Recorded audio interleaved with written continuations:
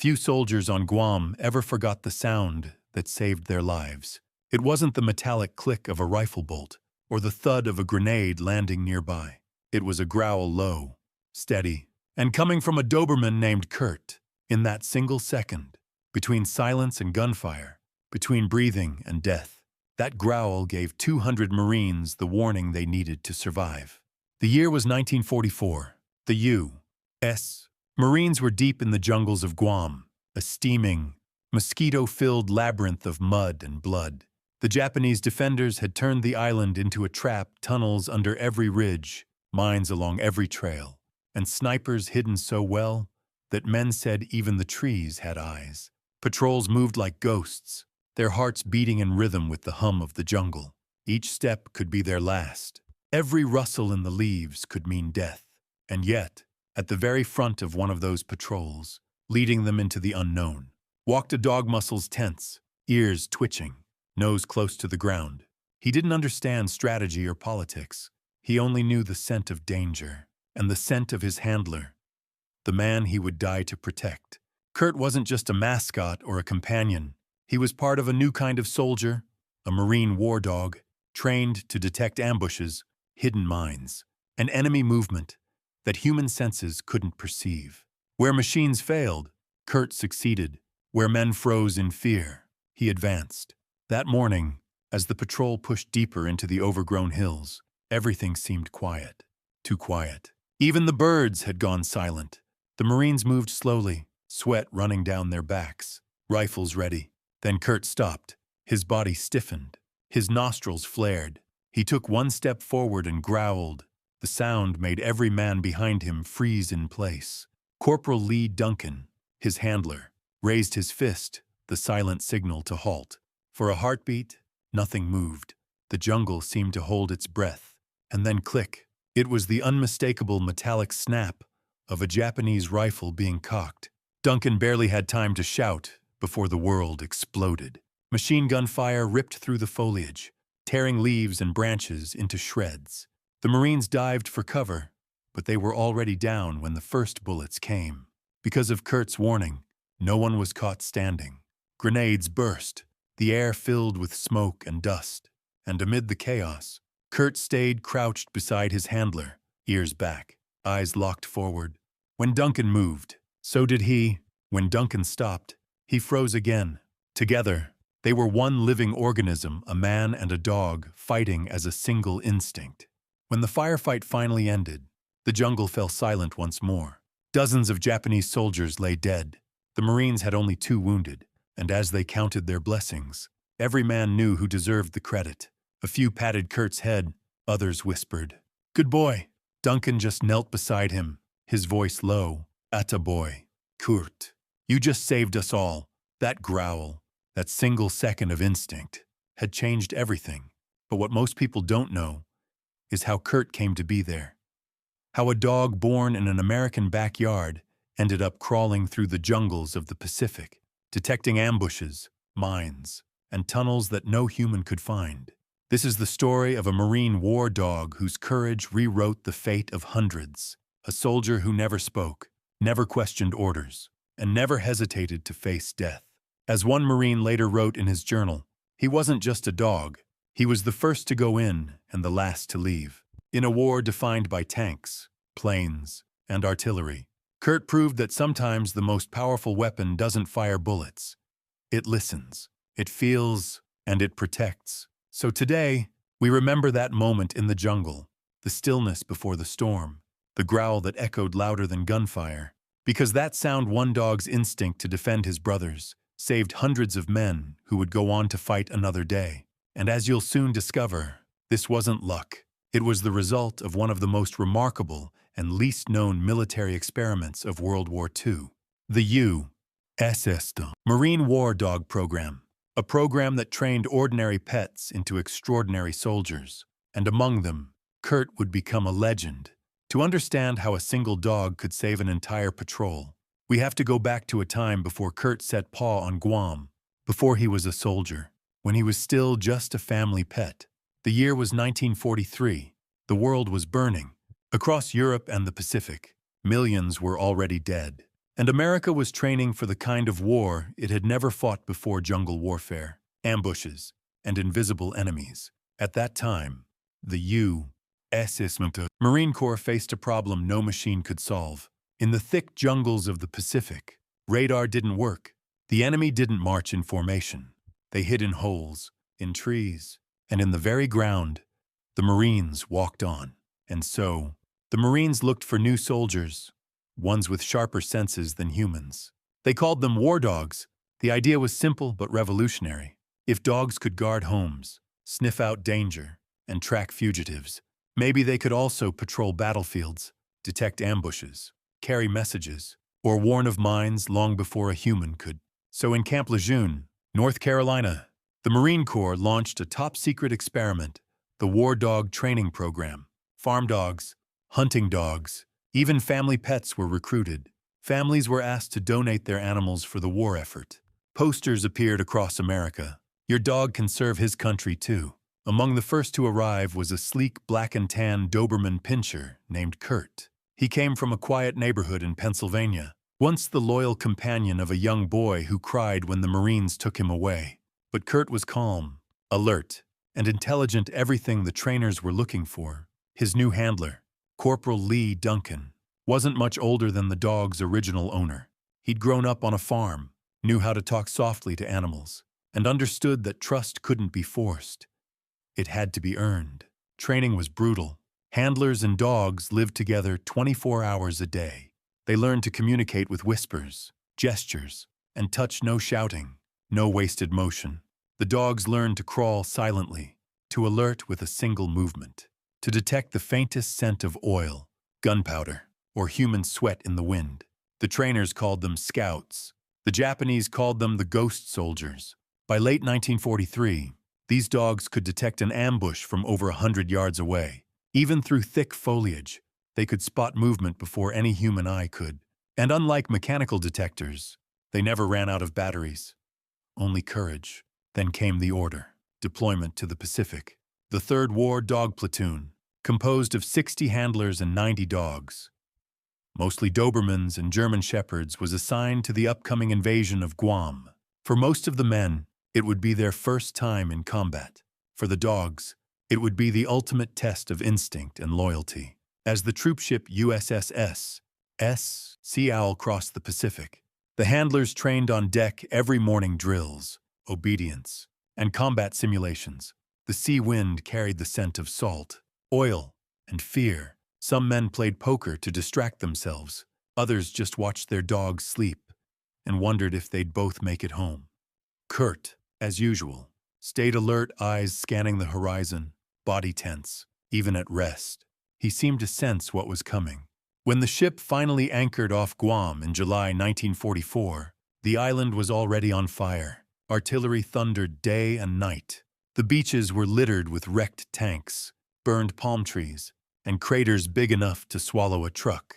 As Marines hit the sand, dogs leapt from landing craft beside them, swimming through surf, claws scratching at metal ramps, ears flattened against the roar of battle. They weren't mascots anymore. They were soldiers. From that moment on, the war dogs became the eyes and ears of every Marine patrol. They led the way down narrow jungle trails, their handlers close behind.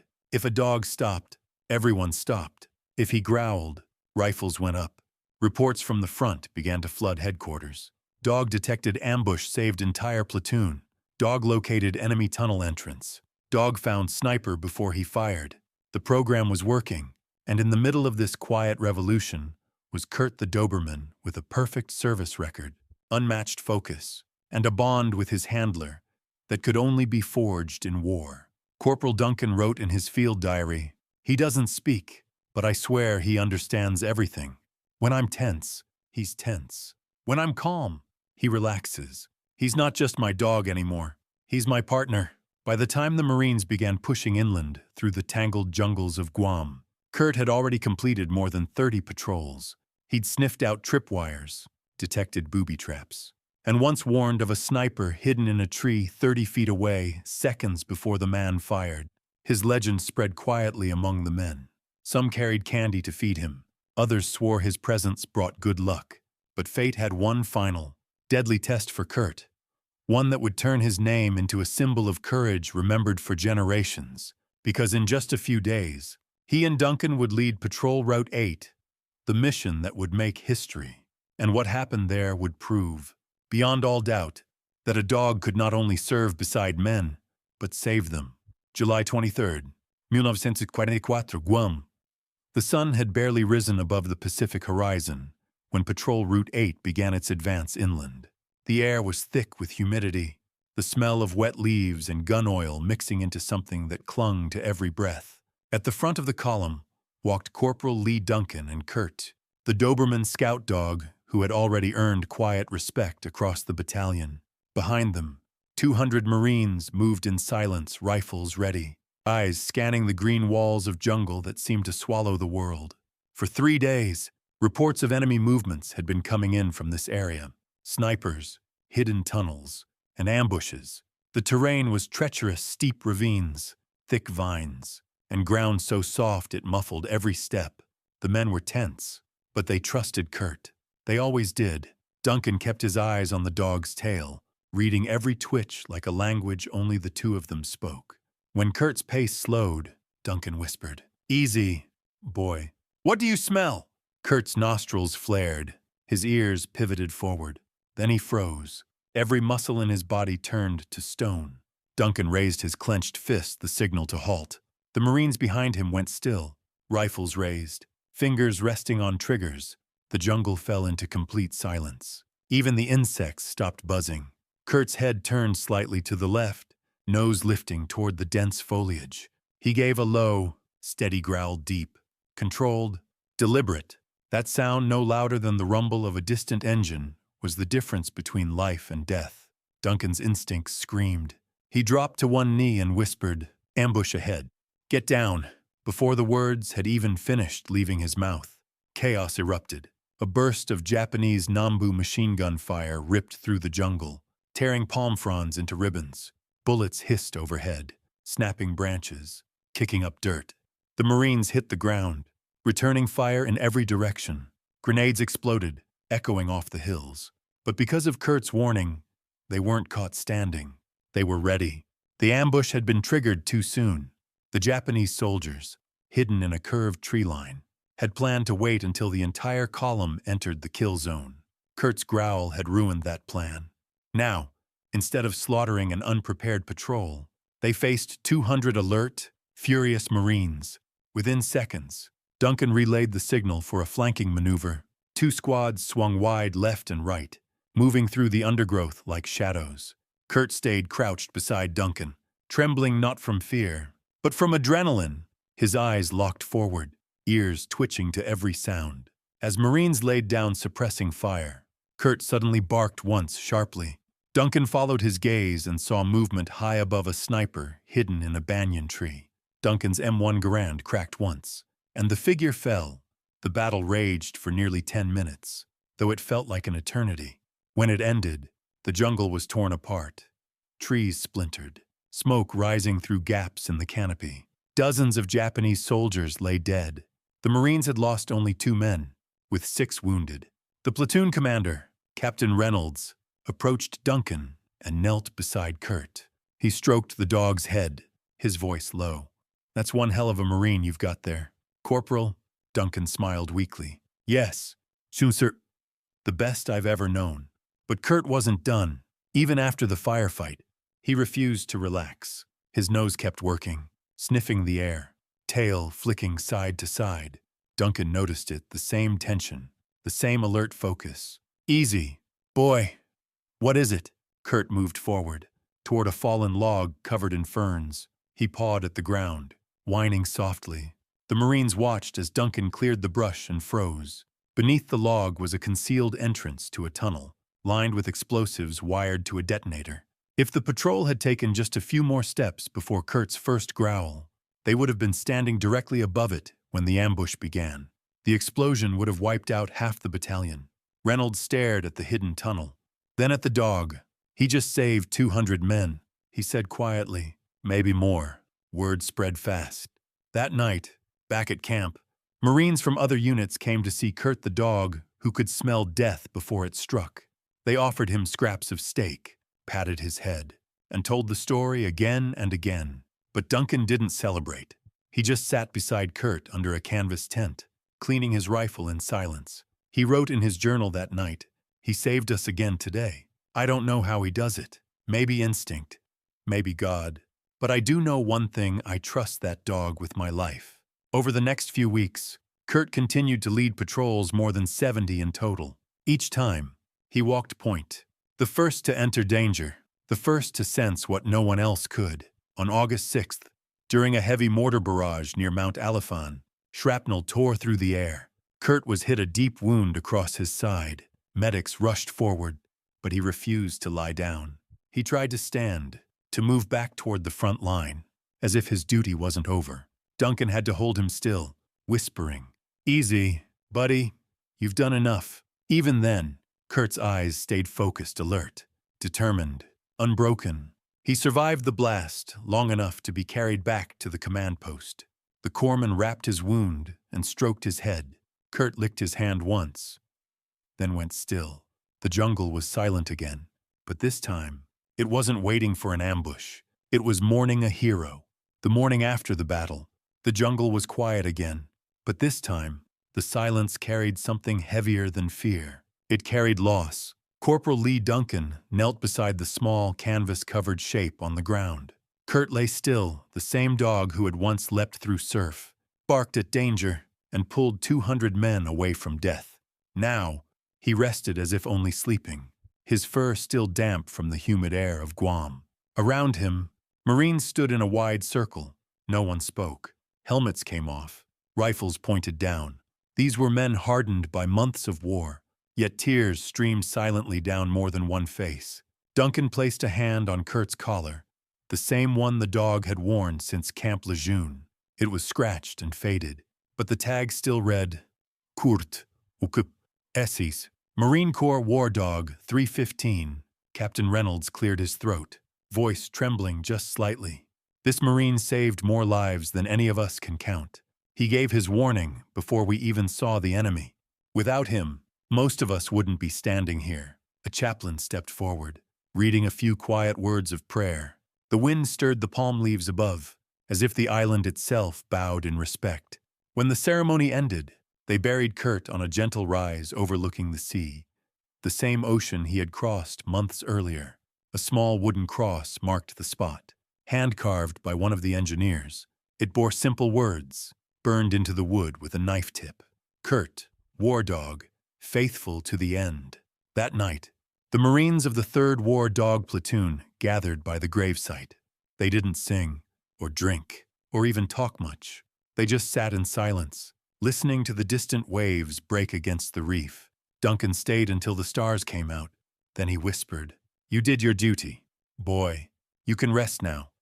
When word reached the War Dog headquarters back in the United States, Kurt's name became known across the Corps. Reports listed his record: 75 combat patrols, 300 confirmed enemy detections, 200 Marines saved. But for those who knew him, he wasn't a statistic. He was a brother. After the war, the surviving handlers petitioned the Marine Corps to honor their fallen dogs. And so, on Guam, where Kurt and many others gave their lives, the War Dog Cemetery was established.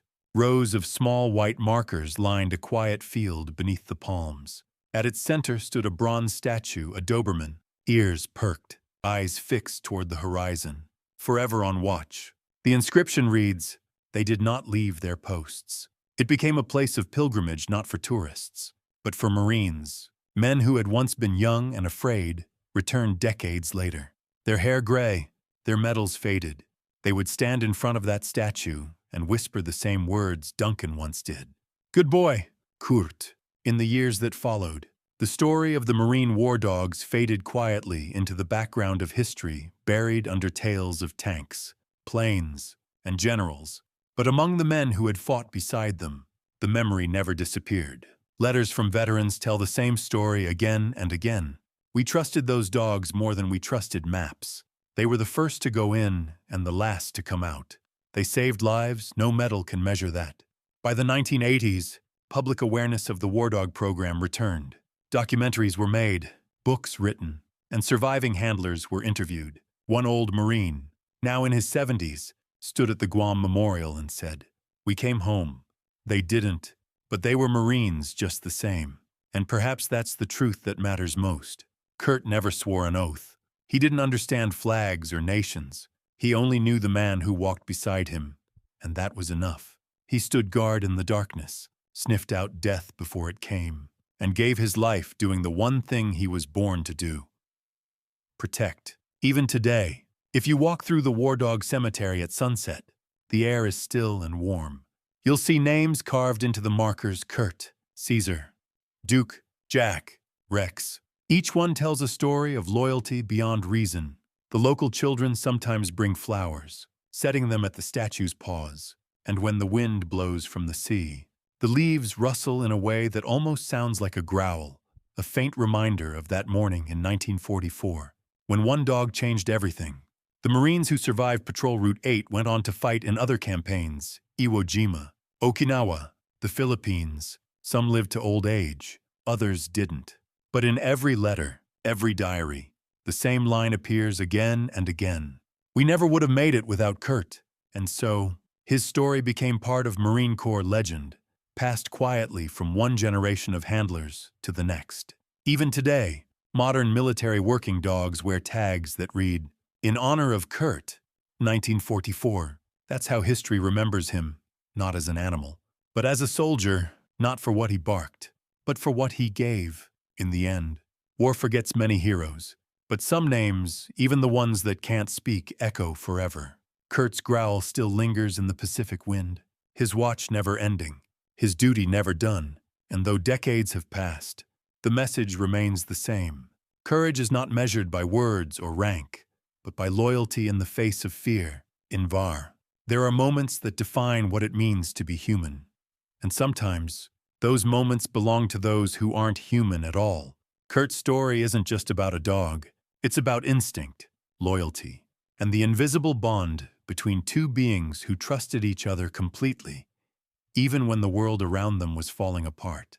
He never spoke a word, but he understood everything that mattered: the tension in his handler's breath, the danger carried on the wind, the difference between calm and chaos. He didn't fight for medals or orders. He fought for the man beside him, and in that silence, in that pure, selfless loyalty, Kurt embodied something that most of us spend a lifetime trying to understand: what it truly means to give everything for someone else.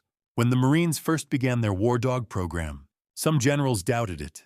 They thought animals couldn't handle battle, that they would panic, flee, or be useless in the noise of war. But what they didn't understand was that courage doesn't require language. It requires heart. And Kurt had more of it than most men ever would. Every Marine who served with him remembered that growl, that half-second warning, that turned certain death into survival. It wasn't luck. It was courage guided by instinct. In those jungles of Guam, surrounded by darkness and unseen enemies, Kurt became more than a scout.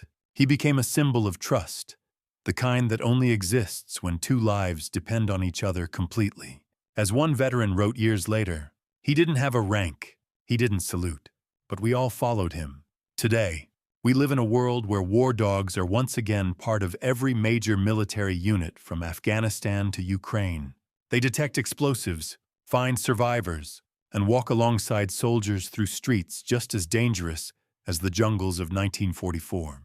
Every one of those dogs carries a legacy, a lineage that began with Kurt and the handful of brave animals who proved that loyalty could change history. At training bases across the United States, handlers still tell the story of a Doberman on Guam, the first Marine war dog, to detect an ambush and save hundreds. Some whisper it before night patrols. Others touch their dog's collar and say, quietly, "Do your job, Kurt," because his spirit lives on in every dog that steps forward while humans hesitate. But there's something deeper here, something that reaches beyond war. Kurt's story reminds us that heroes come in all forms. That bravery isn't about size, or power, or even intelligence. It's about love. The kind of love that refuses to retreat, that faces fear head-on, not because it's fearless, but because it must. In the chaos of battle, Kurt didn't think of himself. He didn't know what glory was. He simply acted to protect, to serve, to guard the lives that trusted him. And maybe that's what makes his story so powerful. Because if a creature without words could give so much, what excuse do we have not to do the same for one another? When you look at the bronze statue on Guam, the one with the inscription, "They did not leave their posts," it's easy to see a monument. But to those who know the story, it's more than that. It's a reminder that loyalty and courage can outlive flesh and blood. The metal glints gold in the sunlight, but at sunset, when the sky turns crimson over the Pacific, the shadow of the Doberman stretches long across the field. It looks as if he's still standing watch, still listening, still guarding the men who never made it home. Sometimes, when the wind blows, it almost sounds like a whisper through the palms, a growl, a warning, a memory. If you take one thing from this story, let it be this: history remembers names carved into medals and monuments, but the truest acts of courage are often seen by no one except those who were saved by them. Kurt never knew he was a hero. He never understood what he'd done. But for the men whose lives he saved, he was proof that even in the darkest places, loyalty and love can still shine through the smoke of war. He didn't just save lives. He gave us something greater. He reminded us that courage doesn't come from orders. It comes from the heart. So, the next time you see a working dog at an airport, a border checkpoint, or walking beside a soldier, remember this story. Remember the one who walked first through the jungle, the one who listened when no one else could hear, the one who gave his life so that others could keep theirs. Because courage is not bound by species, and loyalty is not bound by words. Kurt proved that, and in doing so, he became more than a Marine. He became a legend. If this story moved you, share it. Share it for the men who fought beside him. Share it for the handlers who trained him. And share it for every silent guardian who still stands between danger and the people they protect. Subscribe to honor the forgotten heroes of World War II, the soldiers, the engineers, the nurses, and yes, the dogs whose courage still echoes across history. Because every story like this deserves to be told. And every hero, no matter how many legs they had, deserves to be remembered.